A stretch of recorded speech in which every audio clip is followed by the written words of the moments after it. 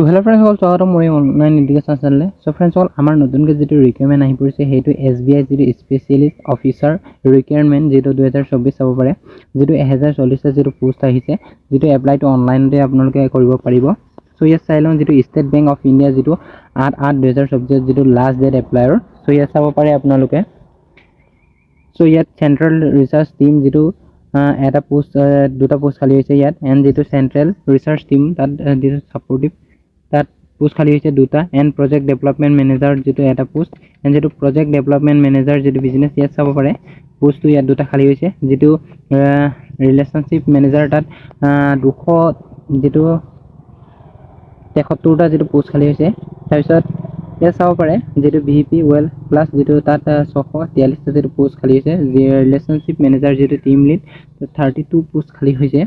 আমাৰ যিটো ৰিলিজন যিটো হেড তাত 6টা পোষ্ট। চ' ইনভেষ্ট স্পেচিয়েলিষ্টত 30টা পোষ্ট, ইনভেষ্ট অফিচাৰত 49টা পোষ্ট। চ' ইয়াত পে স্কেলটো এতিয়ালৈকে দিয়া নাই, যিটো নটিফিকেশ্যনটো যিটো এজ লিমিটটো ইয়াত দিয়া নাই, যেতিয়া দিব আপোনালোকক কৈ দিম।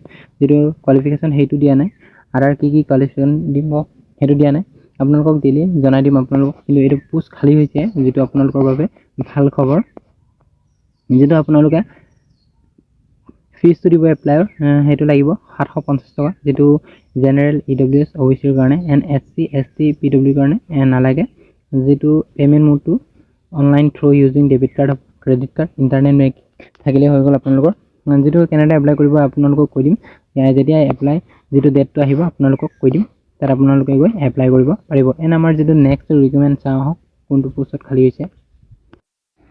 এণ্ড আমাৰ যিটো নেক্সট ৰিকুৱাৰমেণ্ট আহিছে CRPF যিটো মেডিকেল অফিচাৰৰ পৰা যিটো ৰিকুৱাৰমেণ্ট আহিছে, যিটো 22টা যিটো ভেকেঞ্চিজ আহি পৰিছে। চ' ইয়াত চাব পাৰে অৰ্গেনাইজেশ্যন CRPF যিটো পোষ্ট নেমটো জেনেৰেল ডিউটি মেডিকেল অফিচাৰ, যিটো ভেকেঞ্চিজ 22টা যিটো খালী হৈছে। চেলেৰিটো 75,000 যিটো পাৰ মান্থ হ'ব। যিটো category type central government job হ'ব। যিটো জব টাইপটো হ'ব গভৰ্ণমেণ্ট। যিটো এপ্লিকেশ্যন মোড অফলাইন আপোনালোকে কৰিব লাগিব, কিন্তু ৱাকিং ইণ্টাৰভিউ হ'ব, কোনো ধৰণৰ এক্সাম ইয়াত নহ'ব। যিটো ৱাকিং ইণ্টাৰভিউ ডেটটো হ'ব 31/7/2024, যিটো অফিচিয়েল ৱেবছাইট আপোনালোকক দি দিম, তাত গৈ আপোনালোকে চাব পাৰিব। ইম্পৰ্টেণ্ট ডেটছ ইয়াত দেখাইছে, এডভাৰটাইজমেণ্ট ৰিলিজ ডেটটো দিছিলে ইয়াত চাব পাৰে 19/7/2024, যিটো ৱাকিং ইণ্টাৰভিউ ডেটটো হ'ব 31/7/2024। এণ্ড যিটো ইয়াত এডভাৰটাইজমেণ্টটো ইয়াত লেখা আছে আপোনালোকে চাব পাৰিব, কিন্তু ক'ত পোষ্ট খালী হৈছে যিটো আপোনালোকৰ অফিচিয়েল ৱেবছাইট দি দিম, আপোনালোকে তাত গৈ চাব পাৰিব। যিটো ইলিজিবিলিটি কি লাগিব ইয়াত চাব পাৰে, আপোনালোকে লেখা আছে। যিটো selection process interview medical examination হ'ব, এণ্ড কেনেদৰে এপ্লাই কৰিব লাগিব ইয়াত লেখা আছে, আপোনালোকে তাত গৈ এপ্লাই কৰিব পাৰিব। চ' ফ্ৰেণ্ডছ অল ভিডিঅ'টো কেনেকুৱা লাগে কমেণ্ট ছেকশ্যনত কৈ দিব। আপোনালোকক যিটো অফিচিয়েল ৱেবছাইট আপোনালোকে দি দিম, তাত গৈ আপোনালোকে ভালদৰে চাই পেলাই এপ্লাই কৰিব পাৰিব।